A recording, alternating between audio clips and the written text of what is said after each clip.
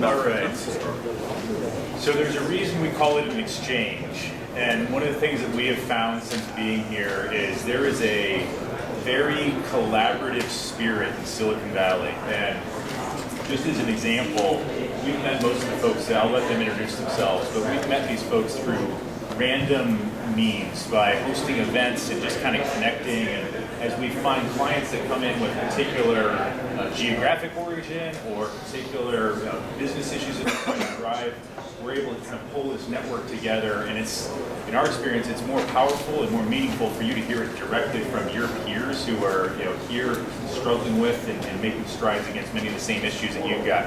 These are not paid consultants, these are practitioners living in the Valley dealing with these issues every single day. So with that said, I'll hand it over to Mark, and the rest of this is the first time we've conducted an exchange in German here, so it's you're part of a milestone. So from here on in, it will be in your native language. So over to you, Mark. Thanks for accommodating us on that. So, okay.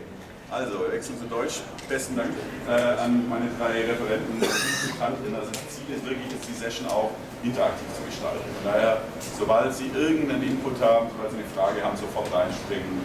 Wir wollen das Ding möglichst kurz getaktet fließen lassen. Keine langen Vorträge sind vorbereitet. Wir wollen direkt diskutieren und die offenen Fragen, die noch geblieben sind oder erst entstanden sind durch die letzten 1,5 Tage, hier auch nochmal aufgreifen. Ich will einfach eine kurze Vorstellungsrunde machen, dass jeder von euch dreien sich kurz vorstellt, sagt, was er hier auch im Silicon Valley macht und welchen Bezug er A zu Deutschland und B eventuell in welcher Form auch immer zur öffentlichen Verwaltung hat. Ja. Hallo, guten Nachmittag. Tommaso mein Name. Ursprünglich Italiener, wie ihr unverkennbar erkennen könnt, habe aber in Deutschland studiert, auch 17 Jahre dort gelebt. Mich nennen sie hier Serial Entrepreneur, habe 4 Startups in den letzten 18 Jahren gegründet, 2 auch erfolgreich geexitet, 3 davon in Enterprise Business. Wie ich sagte, seit 6 Jahren hier in der Valley mit Kind und Kegel, was auch anders und Unterschied ist, ob man alleine hierher kommt, Klammer zu. Die letzten 2 Jahre beschäftige ich mich mit einem Unternehmen, welches sich Awesome Ventures nennt. Auch am Namen erkennbar, wir sind ein kleines Venture-Unternehmen, also wir investieren in Early-Stage Startup, Enterprise Business. Was unterscheidet uns als Awesome Ventures ist, dass wir sehr stark mit Corporates zusammenarbeiten. Vor allem im Bereich der Transportation Business, in der Transportation Industry, also Automotive, Maritime und Aviation.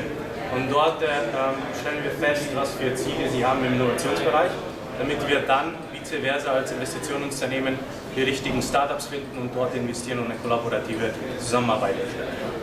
Kurz zu mir. Okay. Ja, ich bin Patrick, hallo. Ich bin Audi-Mitarbeiter und bin seit 2,5 Jahren hier im Valley. Ich bin erstmal rübergekommen, um zu lernen. Im ersten Jahr habe ich an unserem Forschungslabor gearbeitet, das wir hier haben. Und als ich dann zurückgespielt habe, ist es eigentlich cool, was da passiert und es macht Sinn, mehr zu machen. Dann haben wir beschlossen, hier ein sogenanntes Tech-Hub zu eröffnen. Und ich baue also hier gerade ein Team noch auf. Wir wollen erstmal anfangen mit 10 Leuten. Und unser Ziel ist es, IT-Innovation zurück nach Deutschland ins Unternehmen zu bringen. In sehr enger Kopplung auch mit dem Business hier in den USA als Pilotmarkt, aber ich denke, da gehen wir auch später nochmal drauf ein. Ich habe zuvor bei Audi auch in Deutschland gearbeitet, war für Business Intelligence Systeme verantwortlich, habe eine 11-jährige Allianz IT-Historie auch hinter mir, bin dann also auch die verschiedensten Technologien durchgegangen über die verschiedenen Levels. Und war auch im öffentlichen Sektor schon tätig, also kenne auch das Geschäft von der Seite. Ich habe allerdings für den Bund gedient, 12 Jahre lang, bevor mich dann der Ruf der Wirtschaft erreicht hat. Ja, hallo, ich bin Steffen Bartschat und ich bin eigentlich ein Amerikaner. Ich bin in Deutschland aufgewachsen, in Hannover, aber ich wohne schon seit 40 Jahren jetzt fast in den USA und 25 Jahren in Silicon Valley. Mein Deutsch ist nicht mehr so toll, ich rede meistens nur Englisch, aber ich werde heute eine Ausnahme machen.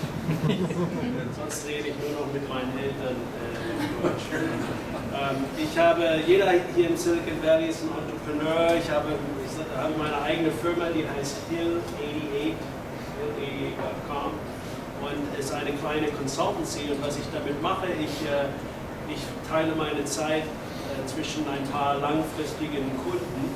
Und mein einer Kunde ist im Automobilbereich, die heißen Forcia. Das ist ein Automobillieferant, Tier 1. Hat auch in Deutschland einen Sitz und in Frankreich und in den USA. Wir liefern Audi, Sitze und Interiors. Und da bin ich ein Technology Scout hier im Silicon Valley. Das mache ich schon so seit 6 Jahren. Und gucke für interessante Startups und interessante Möglichkeiten, die ich verbinden kann mit Forcia. Und dann mein zweiter langfristiger Kunde seit so 3 Jahren ist Gästegarten. Das ist ein Startup, das ist in Deutschland. Die machen Gesture Recognition, die sind in Lübeck. Und die brauchten eine Repräsentation hier im Silicon Valley für Business Development. Und also da mache ich das genau andersrum. Da suche ich große Firmen, die ich mit dem CEO in Lübeck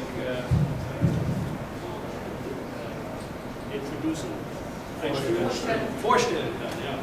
Und Gästegarten wurde gerade aufgekauft von Valeo. Also jeder hat einen tollen Exit gehabt. Ich glaube, das war der drittbeste Exit für die deutschen Hightech-Gründerfonds.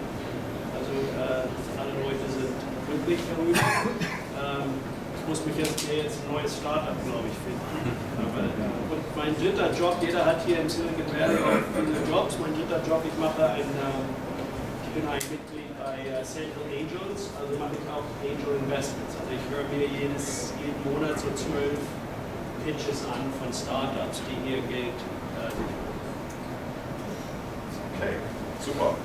Steigen wir mal in der ersten Runde ein bisschen die Frage zu diskutieren, Deutschland, USA, speziell Silicon Valley, was ist anders? Wie ändert sich das tägliche Leben, wenn man hier ist?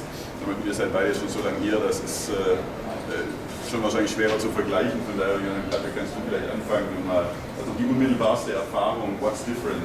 Auch mit der Frage vielleicht, was ist besser, was ist schlechter? Was schätzt du hier an dem, wie das hier funktioniert? Oder was vermisst du hier, wo Deutschland auch noch auch selber was hat, das auch bewahren sollte? Also ich glaube, jedem ist bewusst, dass es hier unglaublich schnell vonstatten geht. Also der Speed ist ein anderer, jeder ist ganz anders drauf und hat auch viel größere Erwartungen, dass Prozesse, Entscheidungen schnell vorangehen. Das merkt man vor allem, wenn man als traditionelles deutsches Unternehmen mit einem Startup kooperieren möchte, wo ich sagen muss, wir brauchen erstmal 3 Monate Purchasing Process, bis wir nochmal das Geld frei haben. Aber das Zweite ist die Offenheit eigentlich aller Menschen hier. Es ist ganz normal, dass man mit jedem spricht, ja? Dass man sich austauscht, dass man wissen möchte, was macht der andere, dass man von sich preisgibt, an welchen Themen ist man dran. Also es wird auch da kein Information Hiding betrieben, sondern man geht da wirklich offen rein, um herauszufinden, Mensch, gibt es irgendeinen Connect, können wir irgendwas gemeinsam Tolles auf die Beine stellen. Und das ist eine Kultur, die ich in Deutschland so überhaupt nicht wahrgenommen habe. Vielleicht mag es das jetzt in Berlin geben, in der Startup-Szene, aber das ist für mich sehr kennzeichnend und das liegt einfach in der amerikanischen Mentalität, speziell hier an der Westküste. Man darf auch nie vergessen, dass wir uns in einer Blase hier befinden und dass das nicht die normale USA ist, wo wir hier leben.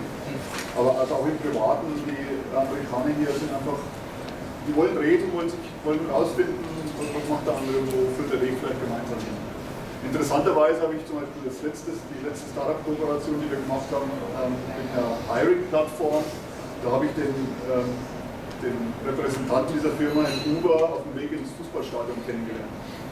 Also man nutzt die Zeit und meistens finden sich dann auch die richtigen zusammen, weil letztlich wollen sie alle das Gleiche, digitalisieren. Okay. Vielleicht kurze Anschlussfrage, du hast gesagt, zu Beginn hat im Prinzip die deutsche Bürokratie, jetzt auch Firmenbürokratie, was die Beschaffung angeht, auf die Dynamik und Geschwindigkeit des Silicon Valley getroffen. Wie habt ihr das gelöst? Weil dann den Silicon Valley beizubringen, dass es eben 3 Jahre dauert, bis man mal den Purchasing-Prozess durch hat, wird ja nicht die Lösung sein. Wir reden ja ehrlich und offen. Absolut. Wir haben es noch nicht gelöst. Safe Space. Wir haben es noch nicht gelöst. Uns ist aber bewusst, also ich nenne es immer Fast-Track-Prozess, den wir brauchen. Das heißt, ich muss die Einkäufer an Bord bringen, ich muss das Controlling an Bord bringen und sagen, wenn wir diese innovativen Themen machen wollen, brauchen wir eine Überholspur. Und das geht es nicht, weil du einfach, wenn du mit dem Startup was machen willst und du generierst eine tolle Idee und es kommt nicht ans Laufen, innerhalb von 4 Wochen bist du eigentlich uninteressant. Ja, dann ziehen die weiter, die haben auch einfach nicht das Kapital und die Zeit, dann ewig zu warten, bis du bereit bist, wenn 50 andere dastehen und sagen, ja, ich kann sofort loslegen. Das ist der normale Zyklus, 4 Wochen. Das war jetzt ein Beispiel. Ja. Also im Allgemeinen haken die schon nach, die wollen natürlich auch verkaufen und ihr Business ankurbeln, aber je länger ich brauche, um wirklich was auf die Beine zu stellen, und sei es nur ein POC, desto uninteressanter werde ich für die. Wie schätzt ihr das ein? Was ist so das akzeptable Time Limit? Ich wollte nur sagen, bei Forcia hat das Problem eigentlich ganz gut gelöst. Die haben eine Advanced Innovation Gruppe und die hat ihren eigenen Budget und die machen ihre eigenen Entscheidungen. Die brauchen nicht nach Headquarters zu gehen oder einen Purchase Order durchzuführen. Die könnten für $25.000, $50.000 ihre eigenen Sachen bestellen ohne Strings attached.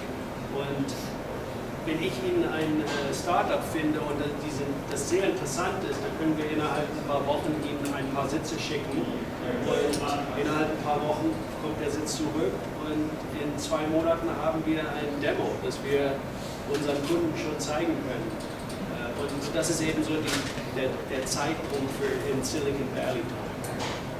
Und was sehr wichtig ist, dass man eben so eine Intermediate-Gruppe hat, die ein bisschen übersetzen kann zwischen der großen Firma, die Prozesse hat, und das sind alles wichtige Prozesse, die da sein müssen für einen weltweiten Konzern. Aber für Silicon Valley braucht man irgendwie so eine kleine Übersetzungsgruppe, die die Geschwindigkeit anpassen kann mit den Startups. Okay. Darauf anhängend eine kleine Anekdote. Ich habe vor circa 3 Wochen 12 Startups gementort in einer Mentorgruppe als Startup Advisor, und da sind ein paar Corporate-Namen gefallen im Aviation-Bereich. Wir haben gesagt, okay, da kommt die und jene Gruppe hierher, um jetzt Namen zu nennen. Und da sagt sie, okay, was ist denn dieser Founder, was ist denn dein Erfahrungswert mit dieser Firma zusammenzuarbeiten? Dann sage ich, was meinst du denn? Er sagt, ja, unsere Erfahrungswerte waren die folgende: Wir haben jetzt ein Tool geschaffen, das neue E-Ticketing-System, das ermöglicht, dass man im Post-Sales, also nachdem man ein Ticket bestellt hat, ermöglicht es 5 bis 9% Umsatz nochmal zu erhöhen, weil sozusagen, wenn man das Mail bekommt, im E-Mail dort nochmal Konfigurationen dynamisch im E-Mail selber machen kann. So, das ist die Technologie, die sie hatten. Ja? Und wir haben versucht, mit diesem Großkonzern zusammenzuarbeiten. Nach 3 Wochen hieß es, wir haben beschlossen, dass wir immer noch nichts beschlossen haben. Und das als Startup, das können wir einfach nicht. Also Timing ist sehr, sehr wichtig. Equal Innovation richtet sich nicht nach den Budgets der Großunternehmen und nach der Geschwindigkeit der Großunternehmen. Und somit sind wir zum Wettbewerb gegangen und die haben es eingesetzt. Ja? So mal aus der umgekehrten Sicht. Ne? Und vielleicht auch nochmal hier die Frage zu beantworten, was ist unterschiedlich? Das war ja die Ursprungsfrage.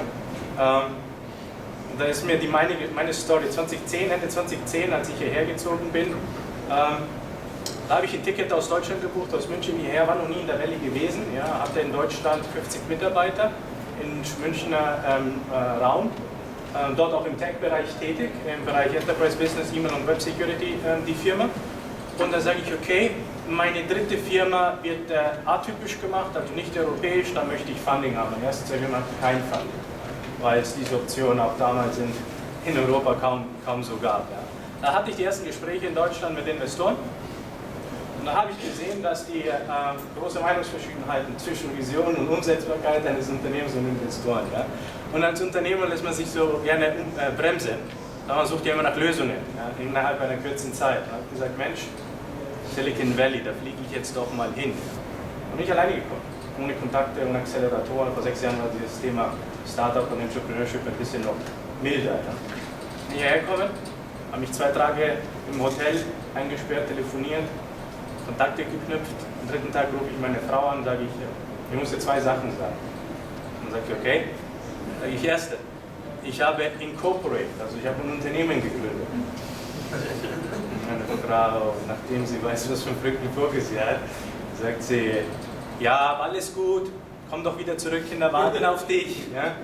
Und dann sage ich, nein, ich muss dir die zweite sagen. Ich habe ein Ticket wieder gebucht, von München hierher. Warum? Aus der Komfortzone sozusagen mich rauszuziehen. Ja? Was bedeutet das? Wie ist es denn anders? Ja? Was ich halt erkannt habe innerhalb von 48 Stunden ist, dass hier sehr viel anders kommuniziert wird. Ja? Vielleicht am Anfang meint man, es ist viel, viel besser, ja? Aber vielleicht wird es dann, wenn du dann lange hier bist, merkt man, dass zu viel überkommuniziert wird. Ja? Vielleicht im Mittelmaß wäre ganz gesund, zumindest meine Meinung. Ja? Auf jeden Fall verknüpft man sich hier viel, viel schneller. Somit hast du viel, viel schneller halt ein größeres Netzwerk, das viel, viel, viel schneller validiert.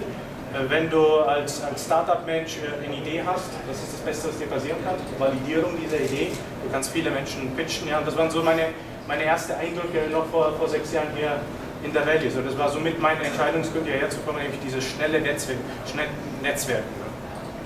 Vielleicht noch so eine Anschlussfrage. Was du vorher gesagt hast, Patrick, bezüglich der Offenheit. Der Eindruck, der bei mir so gekommen ist, und wir hatten es auch heute ein bisschen diskutiert am Rande, rührt jetzt gerade auch in den letzten Jahren diese Offenheit aller Beteiligten auch daher, dass einfach alles hier im Überfluss da ist. Also es gibt keinen wirklichen Kampf um Ressourcen, also wenn man Funding sucht, es gibt mehr als genug für alle, wenn man Talent sucht, es gibt mehr als genug. Hat das was damit zu tun oder ist das einfach die Mentalität hier, die nichts damit zu tun hat? Also nach 6 Jahren sage ich Folgendes dazu. Wenn machen ein Beispiel, wenn ich in Römer wäre, ich bin in Sizilien groß geworden, dann wüsste ich, wie ich über das Kolosseum spreche, obwohl ich nicht mitgebaut habe. Also das heißt, du hast immer deine Themengebiete parat, basierend wo du bist. Ja? Ich nenne das hier inzwischen Talk the Talk. Also jeder kann sozusagen, hat so das ABC des Silicon Valley gelesen, so die klassischen Bücher, und somit kann jeder über die, sage ich jetzt mal, standardisierten Themen mitsprechen. Ja? Wenn du hierher kommst am Anfang, natürlich super interessant ist, weil du musst ja viel lernen. Ja? Also Silicon Valley transformiert dich wahnsinnig sehr, Mentalitätsweise, dich als Person, deine Businessverständnis transformiert dich das. Ja? Wenn du aber dann eine Weile hier bist, dann fängst du an zu verstehen, wer tatsächlich einen Wertebeitrag hat in Richtung deinem Business und wer dann einfach nur auch wirklich ein Mitschwimmer ist. Ja? Und das ist halt eine Lehre, die halt du selber durchmachen musst hier. Ja? Ich sage das immer, das kostspieligste MBA in real life. Ja? Weil es hier sehr teuer ist zu leben. Wie war das? Also ich würde sagen, erstmal, es ist ein großes Mythos, dass Leute denken, die brauchen hier nur irgendwie hinten ranfahren mit ihrem Auto und auf einmal schaufelt ein VC Geld in ihren Kofferraum. Das stimmt eigentlich nicht. Schade. Ist auch, vor allem als Early Stage Startup, denke ich, ist in Deutschland sind die Hilfen eigentlich größer. Denn in Deutschland haben die Organisierungen wie dieses Hightech Gründerfonds, die investieren in fast allen Startups. Wenn man einen Businessplan hat, kriegt man Geld. So viele von diesen Regierungsförderungen gibt es hier nicht. Wir haben ein paar mit Federal Government, das habe ich auch mal versucht. Da muss man 6 Monate erstmal warten und dann nach einem Jahr kommt vielleicht ein bisschen Geld. Ist ganz anders. Also für Early Stage Startups ist es eigentlich besser in Deutschland, würde ich sagen. Der andere Mythos ist dieses Openness. Es stimmt, aber du machst es, wenn du schwach bist. Dann redest du mit allen über deine Idee und holst dir Ideen zurück von allen. Aber wenn du sehr stark bist, dann auf einmal teilt keiner mehr seine Nachrichten mit. Zum Beispiel Google, Apple, mit den Leuten redet keiner. Die lassen sich nirgends sehen, die gehen zu keinen Networking-Meetings. Und ich denke auch in der Automobilindustrie, als die Automobilleute größer wurden, also so vor 4, 6 Jahren, zuerst kamen sie an und wollten auch alle mit den Leuten reden und teilen. Und heutzutage machen die das Gleiche wie die Google.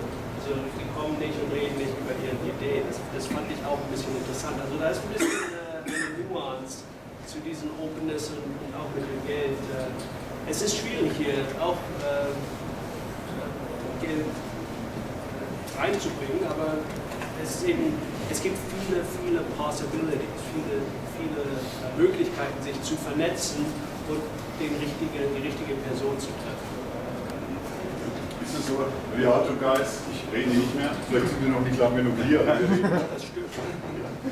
Also ich bestätige das. Ich würde mal so sagen, es macht es sehr leicht, wie es Tommaso auch gesagt hat, hier Fuß zu fassen und zu beginnen. aber man lernt dann sehr schnell, dass da schon auch eine sehr strenge Hierarchie im Valley vorherrscht und es die zentralen Figuren gibt und es nicht so einfach ist, da alle Stufen relativ schnell zu erklimmen, auch nicht mit Geld. Und auch die VCs sind, denke ich, sehr, sehr gut vernetzt und also auch wenn ein Startup hier mit einem halbseitigen Pitch dann mal so reingeht, ich glaube, das wird dann sehr schwer, über kurz oder lang. Also man muss verstehen, wie das Valley tickt. Ja, man muss auch den Smalltalk, so schön am Anfang ist, wie es Tommaso auch sagte, lernen einzuschätzen. Und auch ganz ehrlich, es ist nicht alles was Gold, was glänzt hier. Ja, viele kochen auch nur mit Wasser. Es ist halt eine höhere Risikobereitschaft da, auch dieses berühmte Fail fast. Ja, lass es uns ausprobieren und wenn es nicht ist, dann lassen wir auch wieder los. Aber es wird genauso Fehler gemacht und es wird auch Geld verbrannt.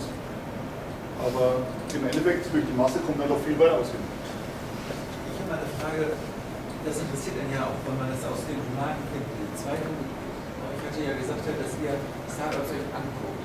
Ist das eine Kunst? Also ist das jetzt sozusagen ein Bau, wenn man sich das im Film vorstellt? Oder ist das Handwerk? Ist das sozusagen so Excel-Sheet, Business, Zahl, so viele? Wie geht das? Also weil wir haben das gesagt, 12 pro Woche oder so? Zum Investieren oder für Scouten. Ich glaube, wir beide machen Scouten. Ich investiere, investierst du? Ja, wir haben 12 Startups in unserem Portfolio, ja. Die 12 Startups und vielleicht du nochmal sagen, du matchst die sozusagen, hast du dein Gefühl, also ist das sozusagen, das ist ein netter Typ, also geht das über die Person oder über harte Fakten oder? Wie macht ihr das? Wie macht ihr diese Selection?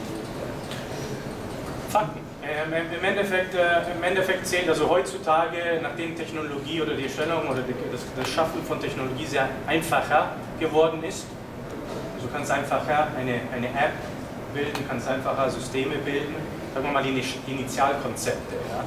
Und im Initialkonzept, das erste Ziel ist deine Annahmen zu validieren. Ja?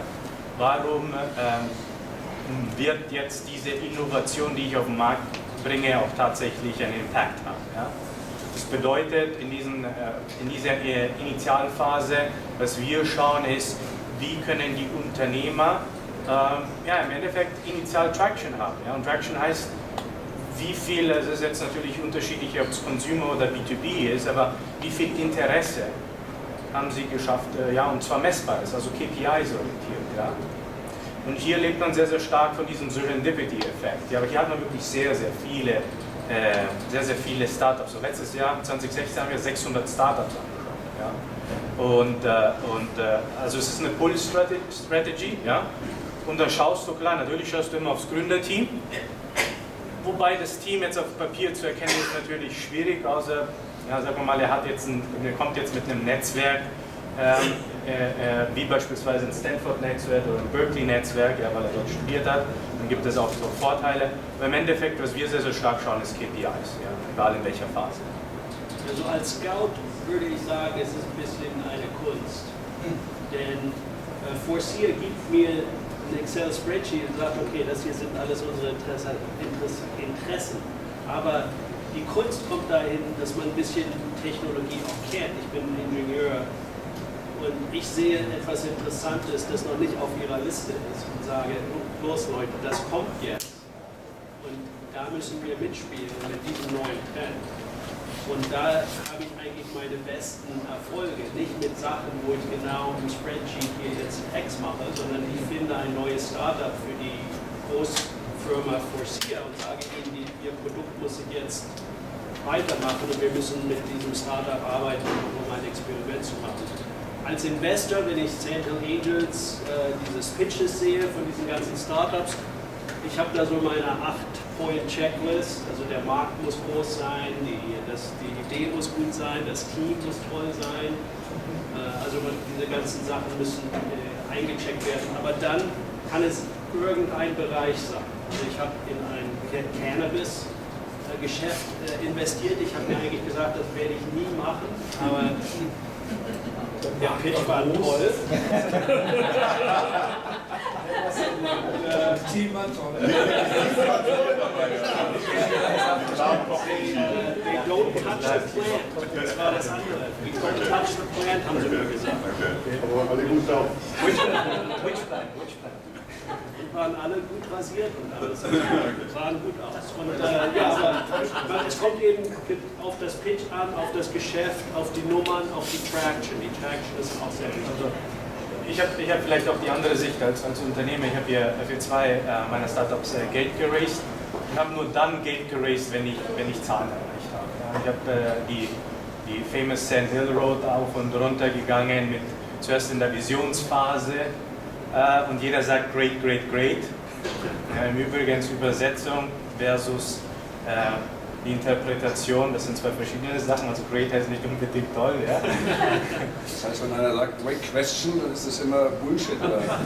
Das ist so ein Füllwort, ja. Das ist so ein Füllwort, ja. Und ich hatte am Anfang wirklich mit dem Great Great, gerade meinem ersten Startup hier, hatte ich immer gesagt, Mensch, jeder findet das great hier. Und dabei habe ich dann verstanden, dass es halt doch nicht great bedeutet. Ja. Und zu guter Letzt habe ich ja bei Geld geraced, wirklich, ich habe es sogar im vierten Unternehmen mit Geld geraced, also ohne dass ich ein Produkt hatte, aber dennoch geschafft habe, KPIs zu schaffen, also Interesse zu schaffen. Ja. Hätte ich auch eine Anekdote dazu, ich weiß nicht, wie wir da zeitlich sind. Also mein viertes Produkt war ein consumer-orientiertes Produkt und nachdem ich hier gelernt hatte, KPIs zu delivern, zu präsentieren, habe ich gesagt, okay, wie kann ich wirklich in einer Konzeptphase KPIs erreichen? Die Konzeptphase für mich im vierten Unternehmen war, wie kann ich auf Blatt Papier, ja, so wie es viele hier machen, oder zumindest man hört von vielen diese Geschichten, ja, ich habe kaum jemanden getroffen, ich weiß nicht, du 25 Jahre hier, wie viel hast du getroffen, die auf Blatt Papier auf einer Seite, oder? Ja, also sozusagen auf dem Deck. Ja. Okay, also ohne irgendwas Anfassbares zu haben, richtig, ja. nur mit Slideware. Genau, nur mit Slideware. So, was ich gemacht habe, ist dann sozusagen eine Validierungssteps eingeleitet, nämlich ein gewisses Konzept auf den Markt zu bringen, ohne dass ich ein Produkt hatte. Über wirkliche Splash-Pages, so Landing-Pages, also so Webseiten. Ja. Und dann habe ich zunächst einmal fokussiertes Marketing, also segmentiertes Marketing angefangen. Ja. Nämlich dort habe ich validiert, ob überhaupt meine Zielgruppe reagiert. Ja. Also auf das Messaging, also auf die Value Proposition, also auf die Positionierung von dem, auf den Benefit, von dem, was das Produkt soll. Ja. Und somit habe ich gelernt, auf was sie besser reagieren, also A/B-Testings, ja, ohne Produkt zu haben, also wirklich Splash-Page-orientiert. Ja. Und dann habe ich einen Kanal gefunden, was sehr, sehr gut reagiert hat, auf eine gewisse Positionierung. Ja. Und somit habe ich dann auch wieder aus der Strategie raus, aus dem Growth-Hacking-Bereich, aus dem Marketing raus, habe ich ein sogenanntes Viral Loop entwickelt. Ich habe eine App entwickelt, die sozusagen diese Interessenten in eine Schwarteschlange gestellt hat, nämlich ich habe jedem eine Nummer gegeben, so wie wenn du zum Startup gehst und sagst 57, 58, 59. Und jeder war froh, dass er halt eine Nummer hatte, weil ich habe sozusagen so eine Scarcity created, also eine Knappheit. Ja. Und ich habe innerhalb von 3 Wochen habe ich ca. 7.000 Downloads gehabt, nur von diesem Tool, also nicht von dem Produkt. Ich hatte kein Produkt, ich hatte nur ein Tool. Ja. Und mit diesen 7.000 Downloads bin ich dann zu den Investoren gekommen. Dann habe ich gesagt, habe ich meine Pitches immer so angefangen, habe ich gesagt, nein, ich möchte dich nicht pitchen über was ich annehme. Ich möchte dir nicht meine Vision vorstellen, sondern 21 Tage, 7.000 Downloads, das war das, worauf sie reagiert haben. Somit habe ich die erste halbe Million bekommen hier. Und ich würde sagen, als Deutscher hat man ein bisschen, das ist mehr so der amerikanische Approach, dass man eigentlich viel größer irgendwie sich verkauft, als man wirklich ist in Reality als Startup. Und das habe ich auch gelernt, IBM hat das Gleiche gemacht, Thomas Watson, als er der Gründer war von IBM. Ich glaube, in Deutschland ist es genau andersrum. In Deutschland, die deutschen Startups verkaufen sich immer sehr schlecht.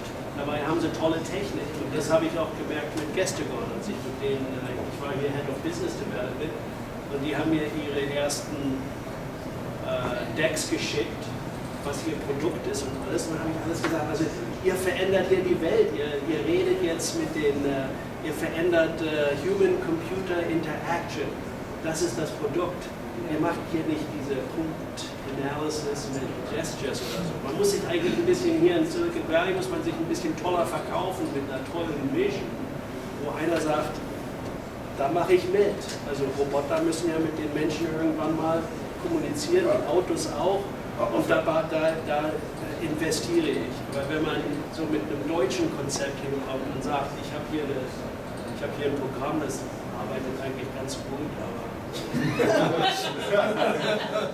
Aber auf der anderen Seite, also was ich immer so den Eindruck habe aus der Ferne, dass je nachdem, was gerade so der Hype of the Day ist, gerade ist es AI und sonst was, das wird man auch als VC nicht müde, wenn man dann jeden Tag immer dieselbe Story hört.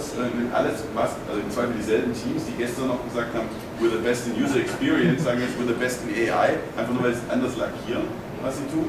ich würde sagen, wenn du als Startups ankommst und jeder redet, wie er die Welt verändert und wie groß der Markt ist, und du kommst an und sagst, ja, also mein Startup, also viel Welt verändert kann es nicht, aber es ist eine bisschen gute Technik. Also das ist die leichteste Entscheidung, nicht mehr von dem weiterzuhören. Und vielleicht, das stimmt, von den anderen 100 sind vielleicht nur 5, die irgendwas Richtiges haben. Aber die musst du eben finden. Aber die deutschen Startups, die kannst du gleich zur Seite schicken, denn die reden gar nicht über die Größe vom Markt und so weiter. Vielleicht kann ich noch jetzt meine Perspektive, ich bin ja der Aufnehmende für Startups. Ja. Also ich bin ja daran interessiert, Interessante zu finden, mit denen wir kollaborieren können. Und ich finde natürlich diese Everything is Awesome Welt vor bei jedem Startup. Und für mich geht es natürlich in den frühen Gesprächen zum einen darum herauszufinden, wie nachhaltig sind die schon. Also sprich, ist es nur einer, der die tolle Geschichte erzählt, oder ist da schon ein gewisses Team dahinter? Und wie ausgereift ist die Technologie schon. Das gelingt in den meisten Gesprächen, aber letztlich kommt man dann in einem zweiten Schritt nicht drum herum zu sagen, wirklich, wir müssen ein POC machen. Und du musst es ausprobieren, du musst mal wirklich deine Systeme mit den neuen koppeln und sagen, ist das Versprechen tatsächlich das wert, wie es auf der Folie steht.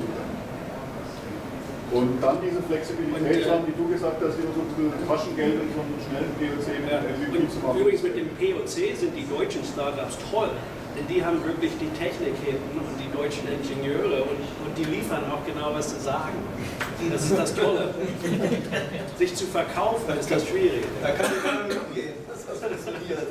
Was ist denn eigentlich das Ziel von Audi? Was ist Ihr langfristiges Ziel? Warum sind Sie ja wahrscheinlich alle Automobilhersteller hier, nehme ich an. Ja. Was ist jetzt Ihr Ziel? Also wir sind mit mehreren Einheiten hier vertreten. Die eine Einheit, die sitzt in Belmont, das ist ein Research Lab von der technischen Entwicklung. Das heißt, da geht es darum, Sensoren im Fahrzeug, Bedienkonzepte im Fahrzeug, Multimedia, Navigation, also alles, was so Digitalisierung im Fahrzeug betrifft. Und die bauen tatsächlich auch Prototypen, die dann in Serien zurückgespielt werden. Autonomes Fahren zum Beispiel ist auch eines der Themen da. Wir haben ein kleines Marketing-Team, das versucht, Kundentrends aufzuschnappen, Design-Trends. Also die sagen, okay, wir wollen uns vorstellen, was ist in 10 Jahren, 2025. Wie schaut die Welt aus? Was wollen die Kunden? Was erwarten die? Wie entwickelt sich diese ganze Sharing-Economy? Und spielen diese Ergebnisse, die natürlich hier auf eine Großstadt bezogen sind, auf die USA-Kunden, aber dann wieder zurück nach Deutschland, woraus dann strategische Initiativen abgeleitet werden. Wir sind für IT-Innovation, das heißt, wir haben Fokusthemen noch innerhalb der IT. Das ist zum einen Cloud und Multicloud, es ist DevOps und Automatisierung, es ist alles rund um Big Data, Artificial Intelligence, Machine Learning, Augmented Virtual Reality und Connected Car, Streaming, Car Data, Nutzung, also sprich um zusätzliche Services für den Kunden zu generieren aus diesem Datenpool. Das sind der Hauptfokus im Medium. Gut, so das war jetzt quasi Teil 1, mal einfach nochmal validieren oder so von den Beteiligten, die an der Front stehen und trotzdem auch Deutschland auch verstehen, so ein bisschen den Flavor zu kriegen, was ist hier, wie funktioniert das Ganze hier, was ist Hype, was ist Wahrnehmung. Zweiter Teil wäre jetzt Richtung Auditorium gerichtet. Wir haben jetzt hier Vertreter der öffentlichen Hand, die in entsprechenden Verantwortungspositionen in den norddeutschen Ländern unterwegs sind. Zum einen die Verwaltung, zum zweiten aber auch ihre jeweiligen Firmen, ihre jeweiligen Regelungsbereiche, in denen sie unterwegs sind, in die digitale Welt führen wollen. In unterschiedlicher Intensität, mit unterschiedlichen Strategien. Habt ihr da eine Meinung dazu, wie jetzt gerade auch mit den unterschiedlichen Herangehensweisen USA versus Deutschland, was der Staat tun kann, was der Staat tun sollte, um die Digitalisierung die nächsten Schritte nach vorn zu bringen. Also zum einen vielleicht noch vom Beispiel USA, was wird hier gemacht, was wir uns anschauen sollten, und zum zweiten, was wird hier nicht gemacht, aber was könnte oder sollte Deutschland machen. Weil also meine Hypothese, könnt ihr auch mal validieren, ist, dass ich sage, wir werden in Deutschland das Silicon Valley nicht kopieren können. Egal wie viel wir investieren, selbst wenn wir alles zusammenpulen, das ist vorbei. Wir müssen einen anderen Entwurf, vielleicht sogar einen Gegenentwurf dazu entwickeln, wie kann der aussehen. Also das ist so die Hypothese, die dahinter steht. Also ich habe zwei Theorien. Die erste ist, dass der deutsche Mittelstand, also die ganzen kleineren Firmen, also die großen Firmen, die sind alle schon hier. Siemens, Audi, Volkswagen, Mercedes, BASF, die sind alle schon hier. Aber die Mittelstandfirmen sind nicht hier. Für die wäre es zu teuer, hier ein Innovation Center aufzubauen. Und irgendwie denke ich, dass irgendeiner muss das organisieren, dass die auch etwas mitkriegen von der Zukunft. Und wie sieht die Welt in 10 oder 15 Jahren aus? Und wie müssen die sich jetzt anpassen? Und das machen die Großfirmen jetzt eigentlich alle ganz gut. Die machen alle jetzt, jeder hat Probleme, aber jede Großfirma investiert jetzt in Silicon Valley und macht diese Proof of Concept und jeder arbeitet mit den Startups, aber die Mittelstandsfirmen, da sehe ich nicht viel Aktivitäten. Da sorge ich mich drüber. Das ist ein großer Komponent der Wirtschaft. Und das zweite sind die Startups. Die Startups in Deutschland, die sind ein bisschen klein und die sitzen da in Deutschland und haben vielleicht ein bisschen mit der European Community zu tun. Aber um nach Nordamerika zu kommen, denke ich auch, da brauchen sie auch ein bisschen mehr Hilfe. Dass sie auch ein bisschen über Amerika lernen und sich Kunden suchen hier in Nordamerika. Und mit Startups denke ich, das geht jetzt auch viel schneller. Früher konnte man seine Firma langsam aufbauen über 10 Jahren oder 20 Jahre und dann irgendwann mal ein großes Büro aufmachen irgendwo in North Carolina oder so. Aber ich denke, heutzutage, ich war in einem Startup vor 6 Jahren, unsere ersten Kunden waren schon in der ganzen Welt. Wir haben unser Produkt überall verkauft, sofort. Und da denke ich auch, brauchen europäische Startups ein bisschen mehr Hilfe hier. Und da könnte auch irgendwie die Regierung ein bisschen mehr das organisieren. Wir haben schon wieder diese Handelskammern und sowas, aber ich würde sagen, die sind ein bisschen wurzelig irgendwie, die Organisation, diese Wurzeln. Einfach. Irgendwie so eingewurzelt. Okay.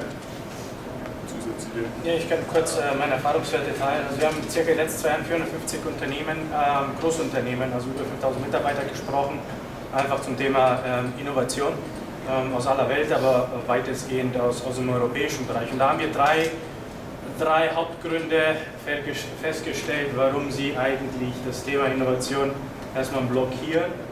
Und dementsprechend hat man da einen guten Ansatz, dass man sagt, okay, wenn man das versteht, dann könnte man daran anknüpfen. Also Nummer 1 ist, wir sind sehr beschäftigt.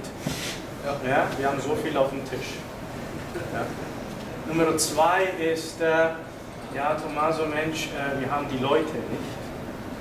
Und Nummer 3, Mensch, das war jetzt nicht budgetiert, komm doch mal nächstes Jahr. Und somit sage ich immer dazu, was ist denn eigentlich so in der Quintessenz? Wenn man das übersetzt, was wird denn da tatsächlich gesagt? Ja? Also zum Thema, wir sind beschäftigt, jeder ist beschäftigt, ja? Bis zum Zeitpunkt, wo es halt der Wettbewerber dann irgendwann einmal macht. Ja? Also geht es um Priorität. Also wie schafft man das als Unternehmen, als Großunternehmen, das Thema Innovation zu priorisieren? Und ich nenne das ein Hybridmodell zu machen, nämlich das Kerngeschäft nicht zu vernachlässigen, aber auch Innovation nicht zu vernachlässigen. Ansonsten wacht man irgendwann mal auf und dann ist es halt zu spät. Ja? Zum Thema Auch die Verwaltung? Bitte? Auch die Verwaltung? Wenn die Verwaltung einen Wettbewerb hat und sich sieht, meiner Meinung nach, im Markt auch als Player im Markt, dann sollte man eine ähnliche Denke haben. Ja? Das wäre jetzt meine vielleicht zu unternehmerisch geprägte Denke. Ja, ich war noch nie in der Verwaltung tätig. Ich sehe es jetzt rein aus dem unternehmerischen Sicht. Der zweite Punkt mit den Leuten. Ja. Also wir haben nicht die richtigen Leute. Wenn man da nochmal ein Zweitgespräch oder Drittgespräch nachgeht, dann heißt es eigentlich übersetzt, wir haben eigentlich nicht die richtigen Leute, die Startup und Entrepreneurship und Innovation verstehen. Ja? Aber das ist in jedem Unternehmen so. Ja? Also geht es nicht darum, die Leute dafür zu haben, sondern ein Team aufzusetzen. Und meistens, was wir festgestellt haben, auch die Erfahrungswerte, geht es wirklich vom Management, top-down. Ja? Also dieses Thema, was sind denn die Ziele vom Management? Ist Innovation eine Zielsetzung vom Management, vom Unternehmen, ja oder nein? Oder hat man eine Compensation attached to it? Ja? Also wird man denn da auch kompensiert für das Thema Innovation? Weil solange man dafür nicht kompensiert und man hat andere Kompensierungsziele, dann hat das auch keine Priorität. Ja? Also People, Priorities, Compensation, das ist etwas, was... Und das dritte ist halt Budgetierung. Ja? Budgetierung und das Procrastination, sagt man hier so schön. Ja? Nicht dieses Jahr, sondern nächstes Jahr.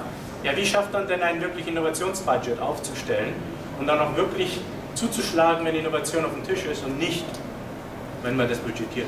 Ja? Also diese 3 Punkte haben wir festgestellt. Und was wir halt dann mit den Unternehmen und was wir den Unternehmen verhelfen, haben wir so einen Begriff systematische Innovation ans Unternehmen voranzubringen. Also wir brechen Innovation in Corporate in 3 Bereiche. Eine ist Innovation von innen nach außen, auch so schön Entrepreneurship und Aktivitäten von intern nach extern. Die zweite ist Collaborative Innovation, das bedeutet Zusammenarbeiten mit Unis, also Labs. Ja? Und das dritte ist External Innovation. External Innovation sind Partners zu finden, die Innovation bereits kennen, scouten, Zugänge haben, ja, so wie eigentlich hier wir, und mit denen dann zusammenzuarbeiten, aber dann halt fokussiert, nämlich mit einer Zielsetzung, nicht planlos. Ja?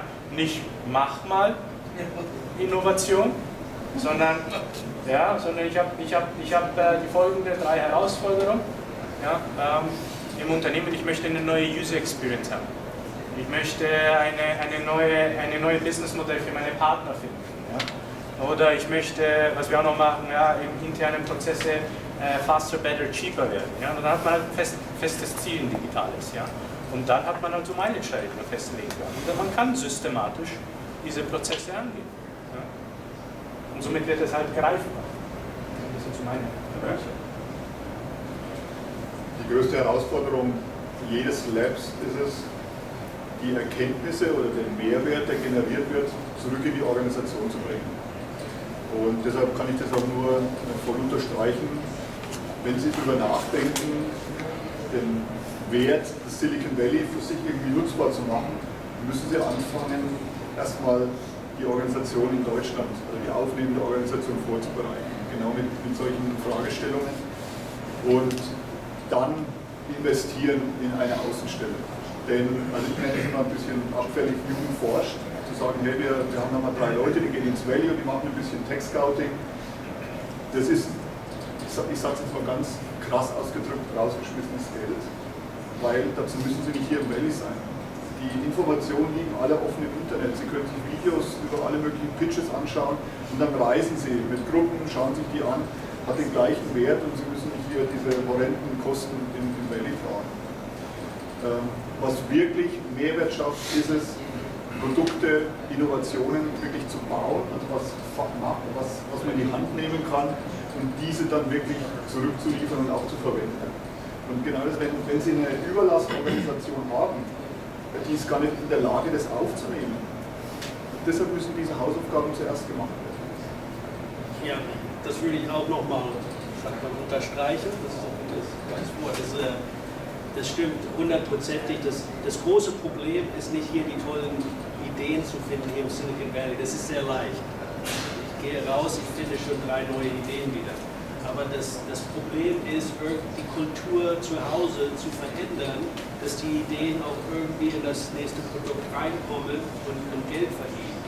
Und da haben die großen Firmen, die hier sind, die haben auch noch große Probleme damit. Jede Firma hat damit zu tun und keiner hat noch die richtigen Antworten. Aber die Experimente passieren schon. Und ich denke, das zu fördern in Deutschland, dass auch diese Firmen eine bessere Kultur, Innovationskultur haben, das denke ich, das ist sehr wichtig. Ich sage mal ein ganz plattes Beispiel, noch ganz kurz. wenn Ihre Organisation um 16 Uhr nach Hause geht, dann haben Sie faktisch keine Überlappung mit einem Offizier, was eine Transition jetzt nicht gerade vereinfacht. Ja, also das ist, klingt trivial, aber ist ein großes Problem. Du hattest eben gesagt, du hast hier eine Incorporate gegründet. Das ist ja, glaube ich, erstmal die einfachste Firma ist. Das ist natürlich das, wo man gesagt hat, ist das ein Vorbild.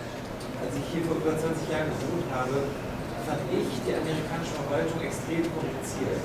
Ich fand die mitnichten ein Vorbild jetzt gegenüber deutschen Prozessen halt sozusagen. Unglaublich lange Formulare, schwierige, viel zu viele Kontakte, wo man immer wieder was Neues beantragen musste und ähnliches. Und mir fällt in den letzten 2 Tagen auf, niemand redet über Verwaltungsleistung. Niemand.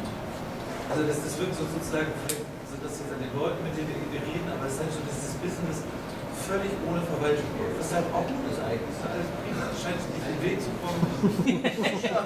Stört nicht. Also das ist keine Kritik daran. Aber mich würde interessieren, gibt es hier irgendwas aus eurer Sicht, wo amerikanische Verwaltung, ist die jetzt gut? Ist die jetzt hier digitalisiert? In Kalifornien? Oder gibt es hier auch Angestellte und Unterstützung? Ich hätte zwei Antworten. Also du hast gesagt, das wäre die einfachste Form der Incorporation. Also hier gibt es keine komplizierte Incorporation. Ja? Entweder du machst eine Inc. oder du machst eine LLC. Was sage ich jetzt mal in der Startup-Welt? Also eine Inc. in der Startup-Welt ist das, was die Investoren erwarten. Das heißt, du richtest immer dein Businessmodell nach dem Investment, sonst wärst du hier nicht in Silicon Valley. Ja?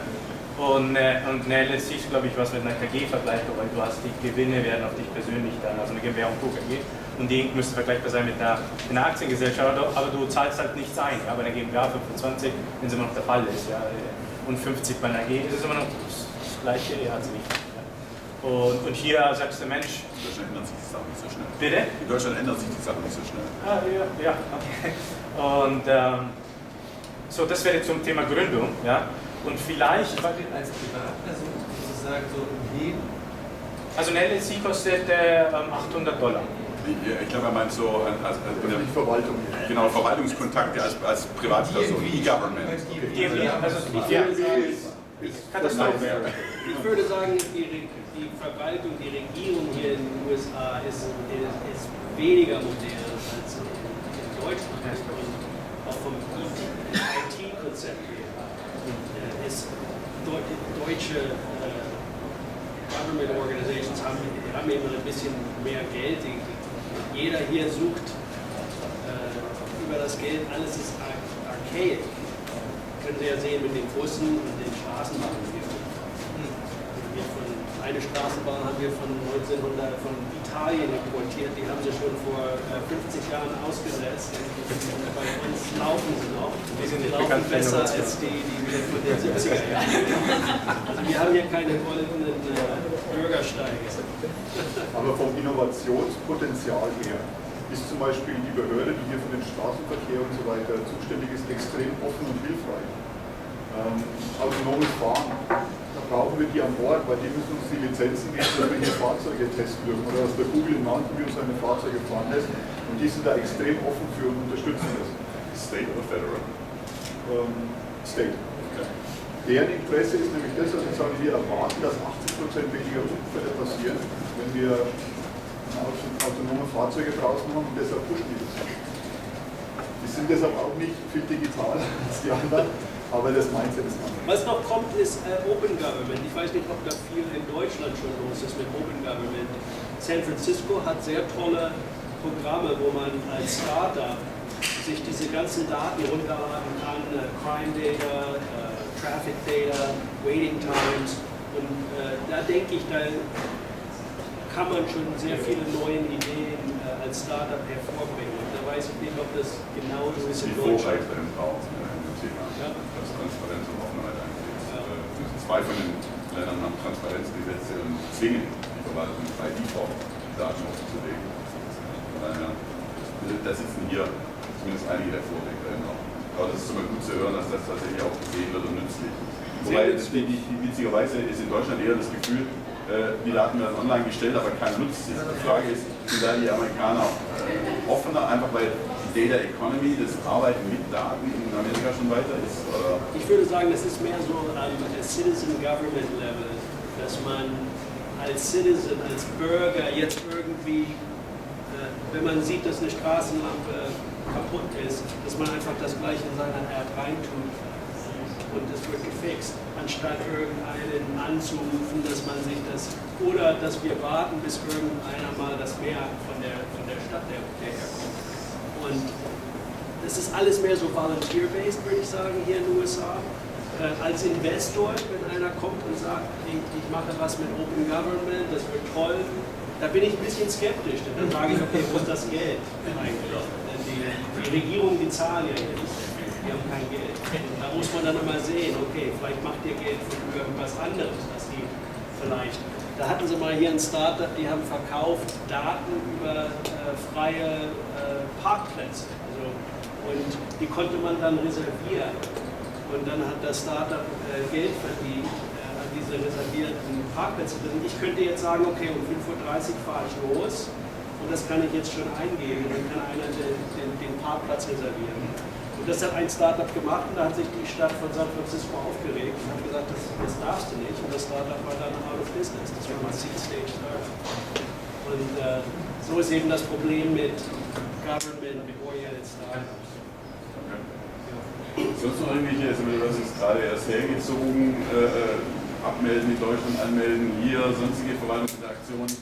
Gibt es da Erfahrungen oder ist es einfach so, dass der Bürger hier in den USA noch weniger Verwaltungskontakte hat als in Deutschland mit,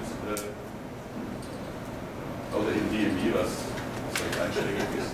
Verwaltungskontakte sind ein Nightmare. Also ich versuche das zu vermeiden. Ja, ich meine, der Punkt ist ja auch der, das soll jetzt nicht abwertend klingen, aber man ist den ganzen Tag mit Hightech sehr intelligenten Leuten zusammen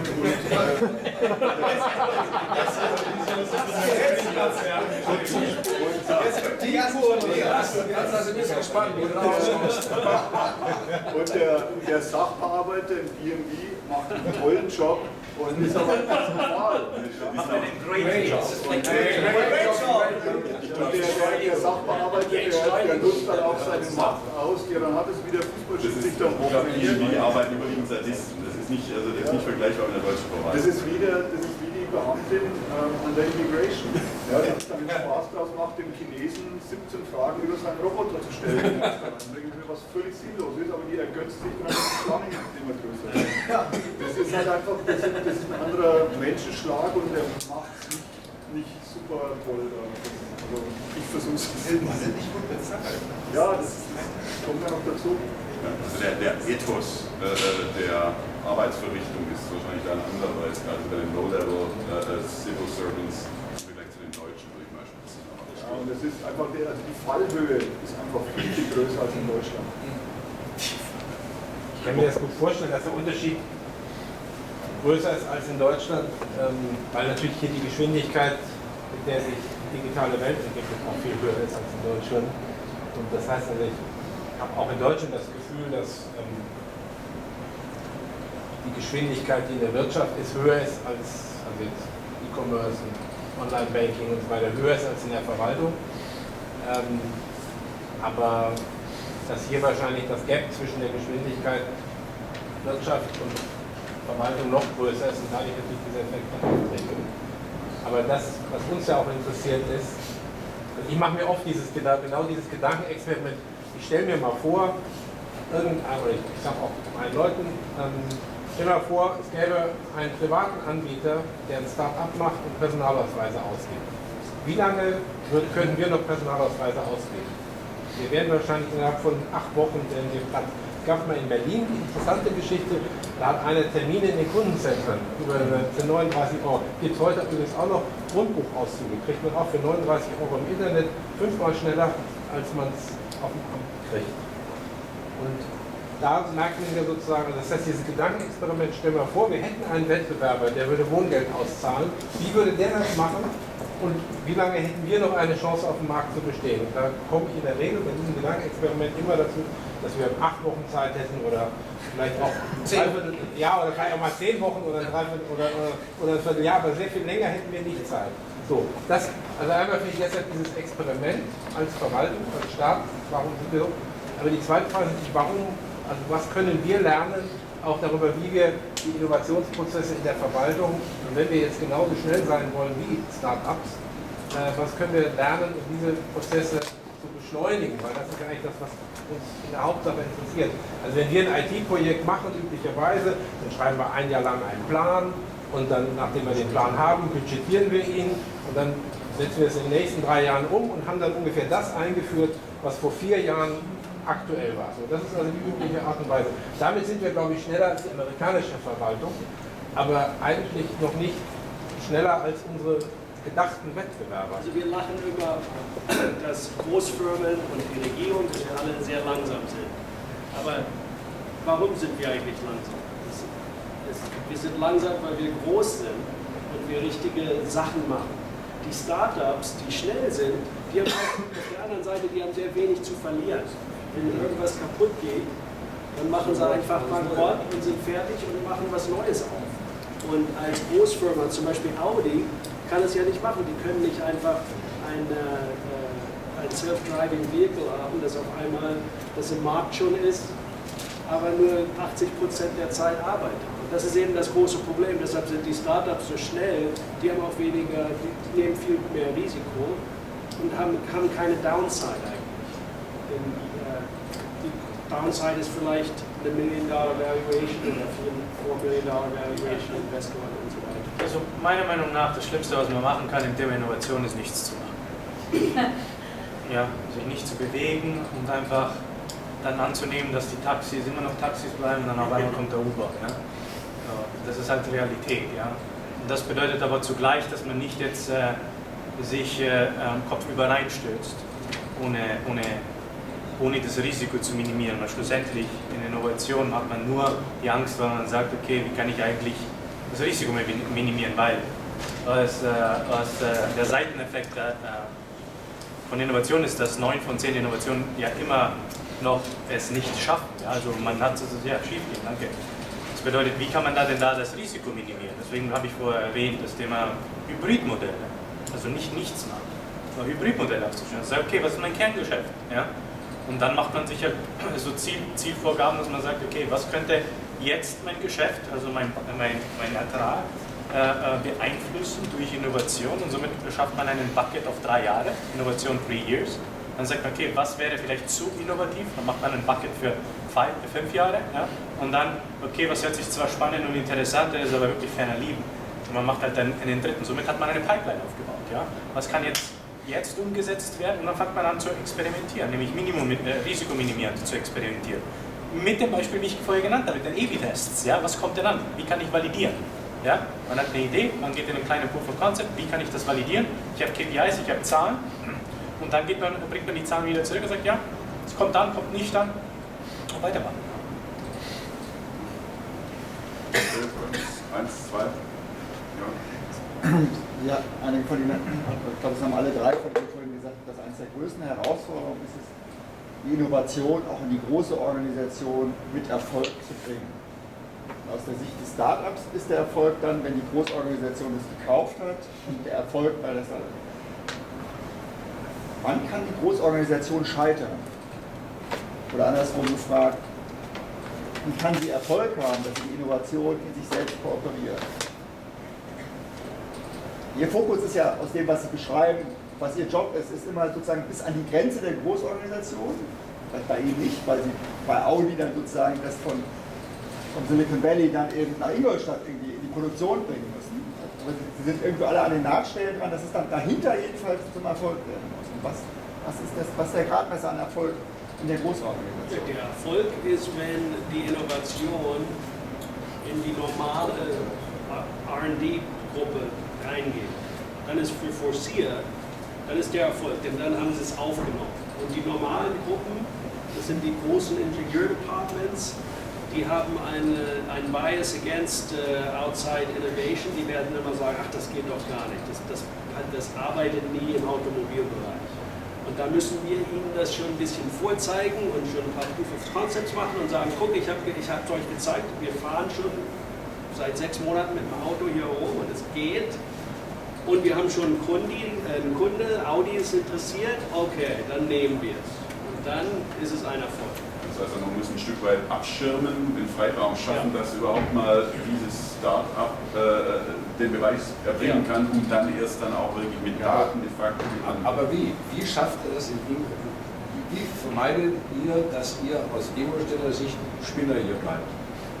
Eigentlich sagen Sie ja jetzt gerade, du sagst ja gerade, die Idee, die vorher spannend war, muss langweilig sein, dass die deutschen Ingenieure gut finden. Also das ein bisschen weniger Risiko hat. Aber zumindest belegbar. Ja, Wenn ihr hier zum ersten Startup geht, die haben 6 Leute und arbeiten in einer Hütte irgendwo, da kann man nicht unseren Ingenieuren hinschicken und sagen, los, jetzt macht mal ein Projekt mit den Leuten. Da müssen wir erst vorzeigen, dass die Idee... Ich würde auch sagen, es geht nicht darum, dass die Idee langweilig ist, sondern es darf keine Idee mehr sein. Es muss dann ein umgesetztes Konzept sein, was bewiesen ist. Und dann kann auch ein deutscher Ingenieur das anfassen. Ich würde sagen, meistens nimmt Forcier auch Intellectual Property auch noch rein. Also dann ist es eine Joint Development zusammen mit dem Startup. Denn die Startups, die kennen eigentlich auch nicht viel über unsere Probleme als Large Corporates. Und da müssen wir auch immer noch ein bisschen zulegen.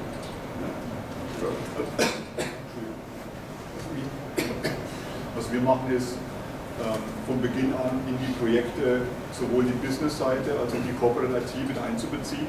Also wir werkeln hier nicht als kleines Forscherteam, sondern es muss einer das Thema wollen und bereit sein, auch mit zu unterstützen. Und das gilt sowohl für die Seite in Deutschland als auch für das Local Business hier in den USA als Pilotmarkt.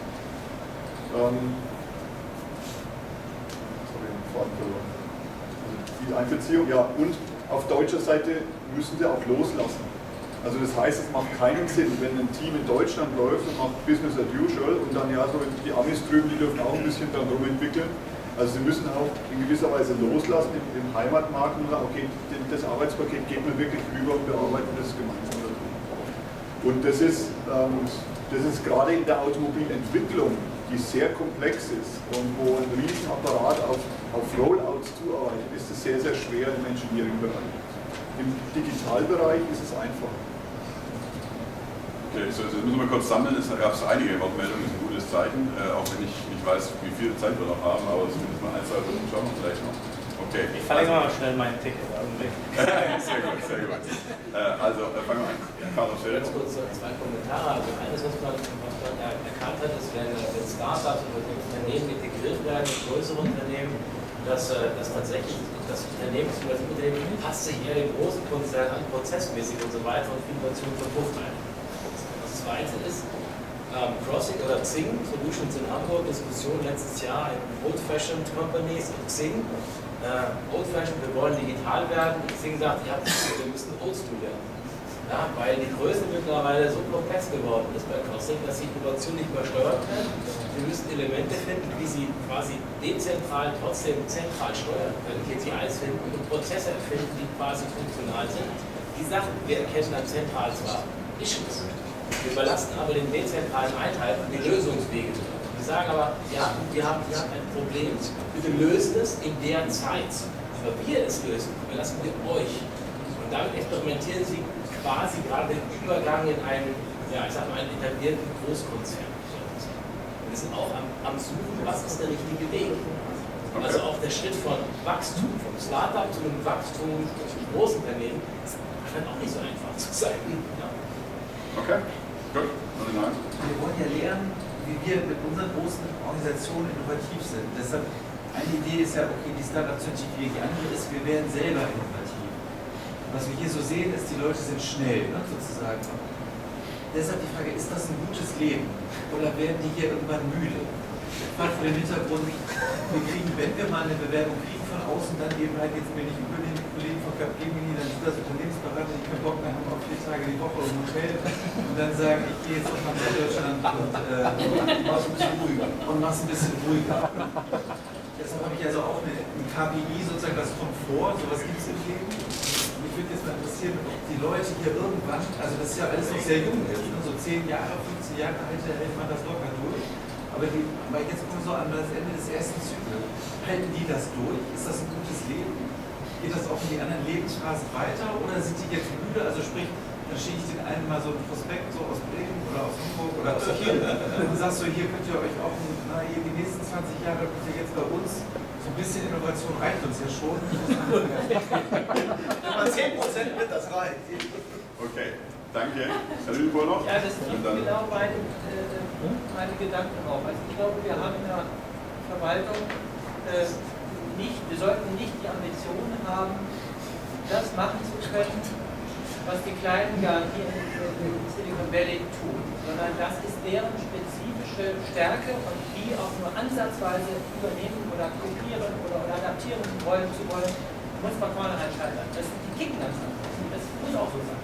Das heißt, wenn ich solche Innovationen haben will, dann funktioniert sie nur, wenn ich solche Mechanismen schaffe, in denen die kleinen Start-ups so agieren können, möglichst frei und ungehindert.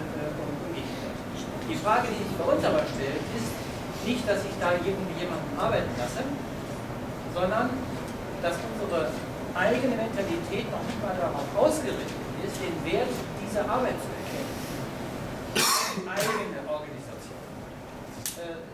Also es wird, selbst wenn mir jemand was Tolles anbieten würde, wie, keine Ahnung, jetzt bei uns, sage ich jetzt mal für die Steuerverwaltung, hier in der Steuer, die IT deutlich noch weiter voranbringen könnten, würde, behaupte ich, bei uns kaum einer sein, der mit der Art und Weise, wie in einem solchen kleinen Startup-Unternehmen gedacht wird, so viel anfangen könnte, dass er sagt, Mensch, das habe ich jetzt verstanden, das machen wir gerne.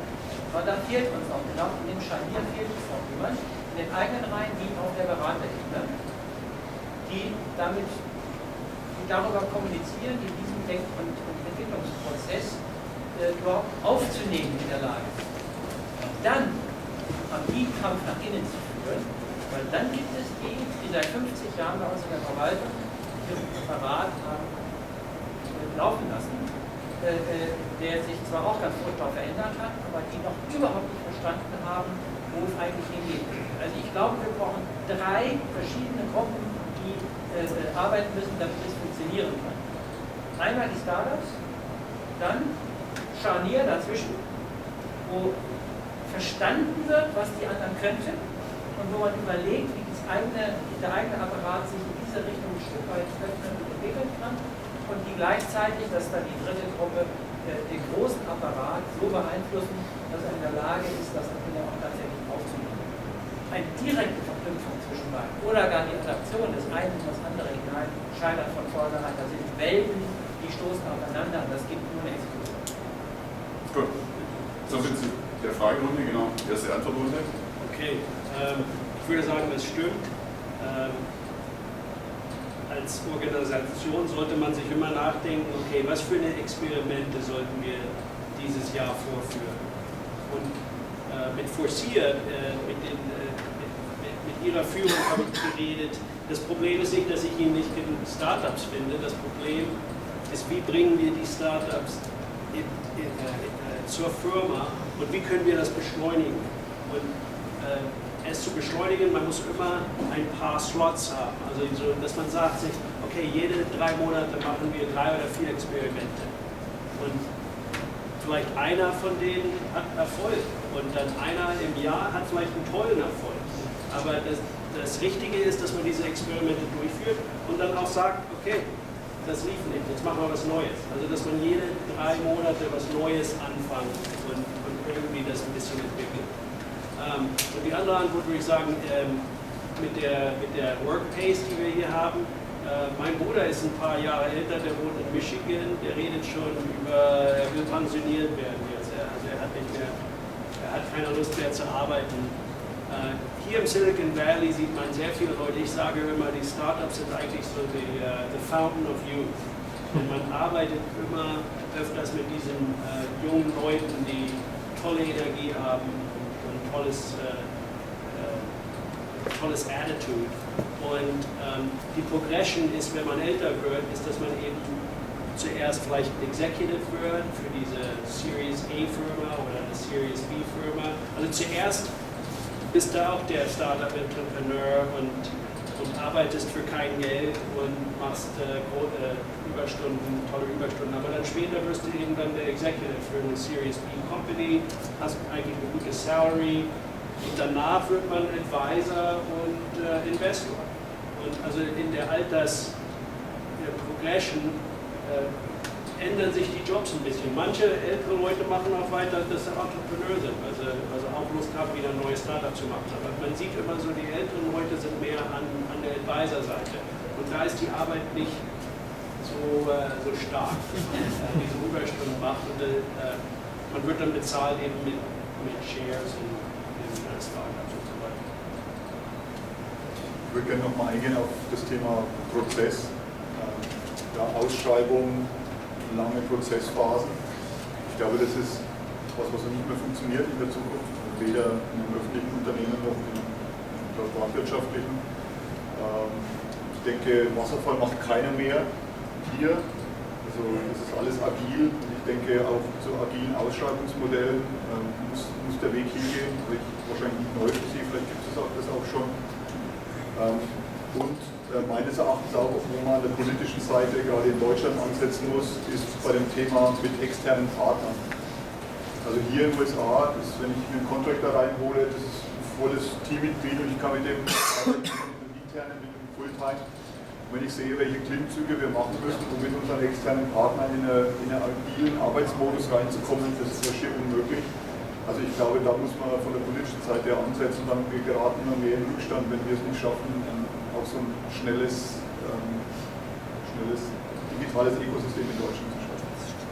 Und zu der Frage vielleicht ganz kurz meine persönliche Einschätzung. Also ich mag es hier zu sein, ich möchte auch sicherlich noch ein paar Jahre bleiben, aber irgendwann möchte ich auch wieder nach Deutschland zurück. Warum? Ja, weil es schon auch stressig ist.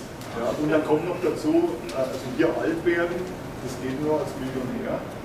Ja, mit der teuren Gesundheitsvorsorge und allem. Also auch viele Pensionäre, die gehen weg aus der Bay Area, die gehen nach Arizona runter oder nach Südkalifornien. Es ist also als altergebrechlicher Mensch, was ich irgendwann mal sein werde, ist es hier nicht so erstrebenswert. Okay. Ja, ich glaube auch aus dem Startup-Bereich laubt man sich sehr, sehr stark aus und sehr schnell auch. Ja. Was ich erlebt habe in den letzten 6 Jahren hier, gerade aus der Sicht der Immigrantenzyklus, also ich spreche 6 Sprachen im Übrigen, auch ein paar also aus Lateinamerika, Portugiesisch und Spanisch, also habe ich auch sozusagen sehr viele Initiativen mit Brasilien beispielsweise, da sehe ich auch, dass sehr viele hierher kommen. Wir haben immer meistens so einen 3- bis 5-Jahresplan, nämlich ich komme, Vini Vidi Vinci, ja, ich komme, ich sei Siete. In der Regel sieht es dann so aus, ich kam, ich sah und ich ging unter. Und dann gehe ich halt zurück mit Erfahrungswert. Also das wäre eventuell eine gute Zielgruppe, dass man sagt, hey, Silicon Valley durchgemacht. Ja, weil du lernst halt doch sehr, sehr viel. Ja, also du hast wirklich, deine Denke ist anders, dein Verhalten und dein Verständnis Richtung Business ist komplett anders. Macht heute komplett anders Business, wie ich damals in Europa gemacht habe. Und dein Wesen verändert sich auch, weil du natürlich hier durch größere Herausforderungen gehst. Konkurrenz ist viel massiver. Ja. Und zum Thema, was Sie sagten, meine Innovation versteht man nicht auf Papier. Innovation muss man erleben. Ja, Features und Beschreibungen sind schön und gut, aber man sollte schon doch die Brücke schaffen zum kleinen Test, zum POC. Ja, also sollte man da wirklich diese Team und da eben Risiko minimieren, das Ganze angehen. Ja, aber wirklich schon von der Denke her sagen, okay, wir sind die Stelle, wo wir eine kleine Umsetzung machen, einen kleinen POC halt angehen. Ja. Viele versuchen eben das Ganze zu studieren, nämlich zu analysieren und dann tot zu reden. Sowohl aus der Corporate-Sicht im Übrigen als auch aus der Startup-Sicht. Ja. Wir haben sehr viele, auch gerade jetzt einen sehr, sehr starken Trend, ich nenne das die akademischen Entrepreneure. Ja. Ich bin Mentor bei Draper University, bei Google Launchpad haben wir gerade 22 Startups hier. Es ist halt ein Hype, ja. Jeder möchte irgendwie Entrepreneur werden. Also, da bestellst du dir eine Domäne, kaufst dir einen Mac, ziehst dir ein T-Shirt an, dann bist du halt ein Unternehmer. Ja. Und dann gehst du halt so dieses klassische Business Canvas und Lean Startup und Blue Ocean Strategy durch. Ja. Gut, hast du gelernt, ist super, ja, aber was hast du halt daraus gemacht? Ja. Und dann gibt es halt die Unternehmer, die wirklich in die Execution gehen und dann halt wirklich unternehmerisch orientiert auch wirklich das Produkt auf den Markt bringen wollen. Und somit sage ich, die beiden Welten haben da diese Ähnlichkeit, nämlich versuch's nicht zu studieren, sondern wirklich auch umzusetzen und zu verstehen und zu erleben in der Umsetzung. Also sowohl Innovation als auch das Unternehmersein, ja, oder das Entrepreneurship. Weil im Prinzip ist es das gleiche Gehen, ja, Umsetzung, Execution. Right? Okay, danke. So, vielleicht noch eine abschließende Fragerunde oder Kommentarrunde. Ich würde mal ein anderes Thema streifen. Das, was Sie gesagt haben, oder was Ihnen gesagt hat, zur agilen Methode und zur agilen Ausschreibung, ich glaube, da wird man Schritte finden, da gehen wir ja auch Schritte. Was ich mir auch hast du den Zing-Beispiel bei etablierten oder bei großen Organisationen wie Audi, die Frage, wie kriege ich mit diesem Ansatz große, komplexe Systeme zu einem Punkt hin? Also Audi wird auch nicht in der Lage sein, ein neues Modell, das auf den Markt kommt, so stelle ich mir das immer vor, es muss schlicht fertig sein und funktionieren. Und zwar in all seinen Komponenten. Würde mal sagen, ich stelle mir ein Auto komplizierter vor wie unser Sozialhilfesystem. Insgesamt stelle ich, ist ja auch egal, ob es stimmt oder nicht, wenn die Kollegen aus der Industrie sagen, stellen die Sozialhilfe komplizierter vor, kann ich es auch verstehen, aber es nicht verstehen. Wahrscheinlich liegt es daran, dass ich ein Auto nicht verstehe. Aber, außer dass ich weiß, mit einsteigen oder auf den Knopf drücken. Aber also mal unterstellen, das würde stimmen, dass das auch ein komplexes System sei. Wie kriegt man mit diesem Hop- und Entrepreneur-Ansatz von vielen kleinen Aktivitäten so ein komplexes System zu einem Punkt zusammengesteuert? Was sind die Methoden, mit denen man das erreicht? Weil wir das mit Wasserfall nicht erreichen, ist klar. Die Debatte ist ja letztlich beendet. Und das ein kleines Ein-Punkt-Thema in einem Start-up anders funktioniert es ja auch klar. Aber du kriegst sozusagen die Summe vieler kleiner Start-ups, sage ich jetzt mal so, zu einem Ziel geführt. Das ist ja noch was anderes, als wenn Sie jetzt hier eine bestimmte Methode sich erarbeiten und die in Ihre Organisation zurückbringen. Das ist ja eine andere Frage. Wenn die Organisation sozusagen insgesamt so tickt, wie steuert und plant die diese Form von vielen autonomen kleinen Teams? Ja, eine ganz andere Frage. Mich interessieren in eurer Szene die Themen Singularity University and Valley und Artificial Intelligence. Ist das für euch ein Hype, Singularity Spinner oder ist das Reality? Okay, zweite Frage. Also die Top 2 Technologien, die ich noch nicht kenne, die ich kennen muss, wenn ich Gesellschaft in den nächsten 10 Jahren organisieren will. Frage verstanden? Wir müssen ja darüber nachdenken, wie sich Gesellschaft in Deutschland organisiert in den nächsten 10 Jahren. Was sind die Top 2 Technologien, die ich kennen muss? In den nächsten 10 Jahren? Okay. Ja, genau. Also Jetzt machen wir die Runde? Ja. Okay. Ich glaube nicht, dass Sie Ihre existierende Process und Procedure ändern müssen. Sie müssen nur was in der Mitte finden, wo Sie Experimente machen können. Das ist die erste Antwort. Die zweite Antwort ist mit Artificial Intelligence. Singularity is a total crock. Und Artificial Intelligence ist wichtig. Das ist ein Trend, der mit Internet of Things zusammenkommt. Daten, die sehr, sehr leicht jetzt zu storen sind und sehr cheap. Und everything is connected. Und da kommt Artificial Intelligence raus. Ich würde sagen, diese Predictions, die sie alle machen, dass wir in 5 Jahren überall automatisch hingefahren würden, ich glaube, das ist alles weiter weg. Als Ingenieur weiß ich, dass die 80-20-Regel ist meistens sehr prescient. Man macht 80% of the progress in 20% of the time and then 20% of the progress in the remaining 80%. Also man zeigt sehr schnell, dass alles toll läuft, aber dann die ganzen Corner Cases auch weiterzumachen, das ist das große Problem. Und other trends, das ist sehr interessant. Also für mich ist dieses Artificial Intelligence und der Trend, eigentlich dieser Trend dass Startups in jede Firma sich irgendwie integrieren. Das denke ich, ist eigentlich dieser große Trend. Früher haben die Firmen alle ihre eigene Innovation gemacht und ihre großen R&D-Labs gehabt. Und heutzutage investiert jeder in einen Open Innovation Department.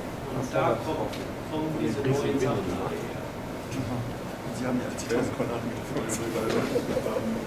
der Integration, also wir sind ja nicht in einer End-to-End-Verantwortung für ein Fahrzeug. Wir liefern ja Bausteine und da hängen wir natürlich an dem Standard-Autoentwicklungsprozess in Deutschland. Also gibt es gewisse Meilensteine und zu denen müssen wir die Technologie zuliefern, sonst finden wir einfach den Weg ins Fahrzeug nicht. Also da stehen wir schon auch unter starkem Druck zu liefern.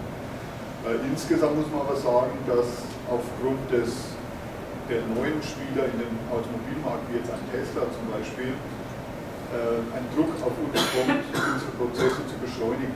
Denn 5 Jahre Entwicklungshorizont für ein Fahrzeug, das ist einfach zu lange.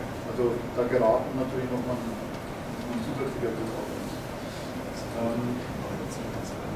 Zur Frage bezüglich Singularity, die kann ich leider nicht beantworten. Ich habe also morgen interessanterweise noch wieder einen Termin mit denen. Kann es noch nicht einschätzen, es wird ein bisschen gehypt bei uns intern, aber ich weiß nicht, wie viel Substanz dahinter ist. Für beides, was du gesagt hast, total crazy. Die auf der anderen Seite Universität ist interessant, dahin zu gehen und sich ein paar Sachen anzuhören, aber the concept of the singularity, das ist Science Fiction.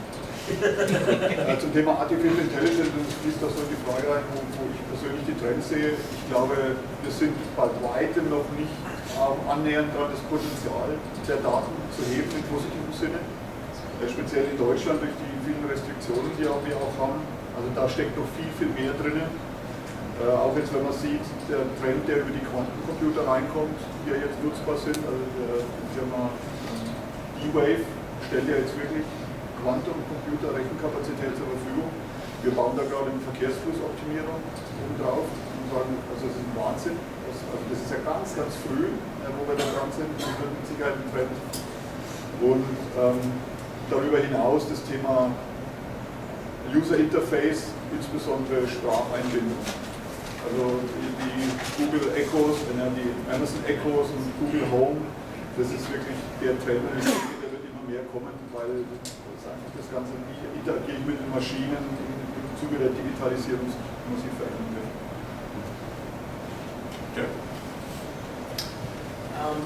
Zum Thema der Innovationsumsetzung und Planung, wie kann man aus einem komplexes System Innovation umsetzen? Ich glaube, dass man, wie wir das angehen als Unternehmen aus Silicon Valley, die mit Corporate zusammenarbeiten, ist eine Erwartungshaltung, und zwar eine reelle Erwartungshaltung, zu diskutieren und zu etablieren. Ja. Was bedeutet das? Das bedeutet ja nicht, dass wenn du heute als Firma rot eine Value Proposition hast, dass du morgen blau darauf einmal bekommst.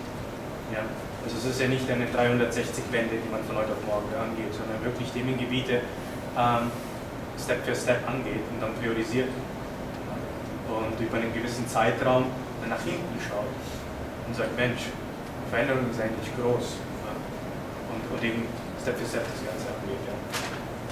Singularity Event, meine Meinung ist, dass alles, was in Silicon Valley dich zum Nachdenken bringt, gehört halt zum Silicon Valley. Also alles, was man sagt, das ist halt crazy und macht das Sinn, macht das nicht Sinn, das ist Silicon Valley. Ja, hier ist Hollywood des Tech-Bereichs. Ja. Also jeder hat einen Mehrwertebeitrag und jeder sollte auf einer Bustour da anhalten. Artificial Intelligence schließe ich mich da ein zum Thema Amazon, zum Thema Bots sehr, sehr stark gerade. Ja. Also das ist, sage ich jetzt mal, was heute sehr stark umgesetzt wird, Artificial Intelligence über Bots, um neue Usability Experiences zu schaffen. Ja. Und die dritte Frage war grundsätzlich 10 Jahre. Ich glaube, 10 Jahre Innovation sich anzusehen, das kann keiner voraussehen, ja, weil hier denkt man eher so im 12-Wochen-Modell. Aber sagen wir mal so, das Klassische, was man jetzt so hört, sind wirklich die Buzzwörter Cryptocurrency, AI, Robotics, ja, so die klassischen Buzzwörter. Also das sind die Themengebiete, die wir uns anschauen, ja, welche dann auch wirklich in der Umsetzung Marktkapitalisierung schaffen, ja, um den Markt zu erobern, das wissen wir nie, aber das betrachten wir halt jetzt gerade und das schauen wir uns gerade an. Da muss man eigentlich, ich würde noch sagen, um diese Trends zu sehen, da muss man wirklich hierher kommen, öfters. Also ich würde sagen 2-mal im Jahr, denn auf einmal kommt eine neue Welle. AI kam so, davor war es. Kannst du das in meine Expertise aufschreiben? Okay, super. Also vielen Dank erstmal an die Runde. Ich sag mal,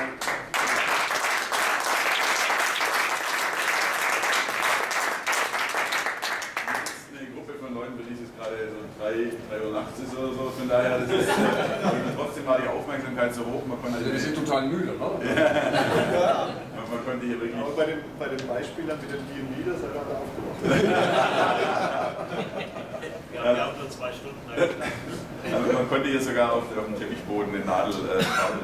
Von daher, das war super. Ich glaube tatsächlich, das Zusammentreffen der 3 Personen, wie sie hier saßen, das ist selbst, also 3 Deutsche, die in der Form durchaus Erfahrungen austauschen, das ist noch nicht selbst das Silicon Valley-Verhältnis, hier ist nicht alltäglich. Und ich glaube, das ist schon, das sollte man auch schätzen, wirklich ein spezieller Termin gewesen, den wir da möglich gemacht haben. Vielen Dank für die Bereitschaft. Ich hoffe, euch hat es auch was gebracht, ihr habt was mitgenommen. Ich habe schon gesagt, wir gehen noch ins Generalkonsulat, wenn jemand noch will, können wir euch noch mitnehmen. Ansonsten beim nächsten Mal planen wir euch ein.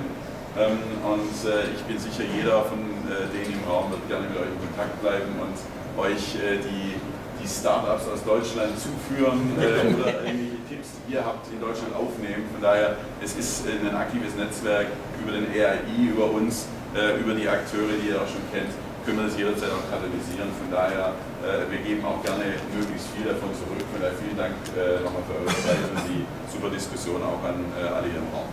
Vielen Dank.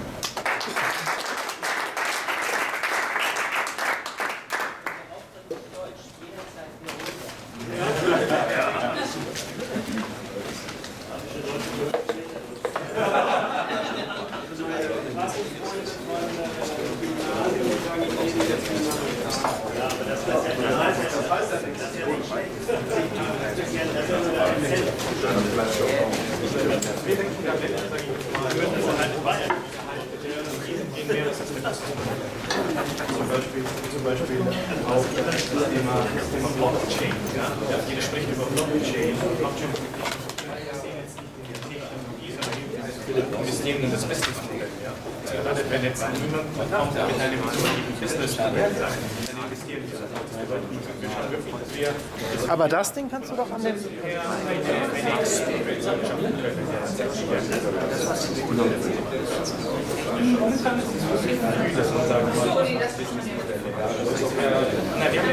habe jetzt aber keine Investmentmodelle gesehen. Ich habe zwar einiges an, einiges gesehen. Jeder macht jetzt momentan, ich meine, das Gängigste, was ich jetzt gerade sehe, jeder macht irgendwie eine segmentierte Lösung.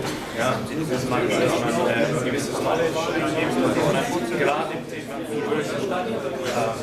Conversion Rate Optimization auf einer Webseite, wenn man dann sozusagen auf einer B-Webseite ist und man sagt, okay, ich möchte diese ganze User Journey verschönern, dann stellt man da einen Bot rein, beispielsweise. Also das gibt es jetzt auch. Und da ist ein Businessmodell sehr, sehr klar, dass man sagt, okay, man hat das Subscription-Modell. Aber das ist wirklich AI. Ein guter Freund von mir, der ist jetzt gerade im Research of Sales zum Thema Bots, das Thema Intelligence,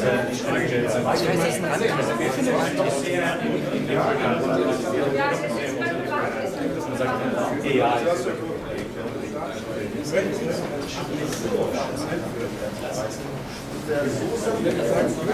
Das war ganz interessant, wir haben gefragt, also Blockchain. Das ist das Problem. Dann fühle ich es 4 Jahre und wir sehen Blockchain stark. Also wie das gepitcht wird, immer noch sehr technologiegetrieben. Weniger Business. Wir sind immer so als Business.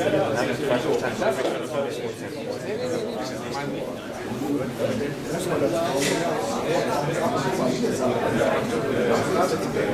weiß, dass aus Silicon Valley 70% der digitalen Investments getätigt werden, was der Gesamtbetrag ist, in den verschiedenen Segmentierungen. Also, ich weiß zum Beispiel aus dem Ausland, allein war letztes Jahr ein Milliarden. Das heißt, in 10 Minuten oder so. 20 Sätze verdoppelt. Okay, super. Ja, super. Also das war die deutschen Jahre haben stark nachgegeben. Die deutschen Jahre haben geprägt. Strukturiert, sehr strategisch. So, also vielleicht gibt es auch einen Klasse. Sehr gerne. In Deutschland Ja, danke für das. Irgendwie hast du das jetzt irgendwie das herstellen. Wenn man da Alarm hat, kann er gerne mal ein bisschen was zusagen. Also ich mache jetzt nicht speziell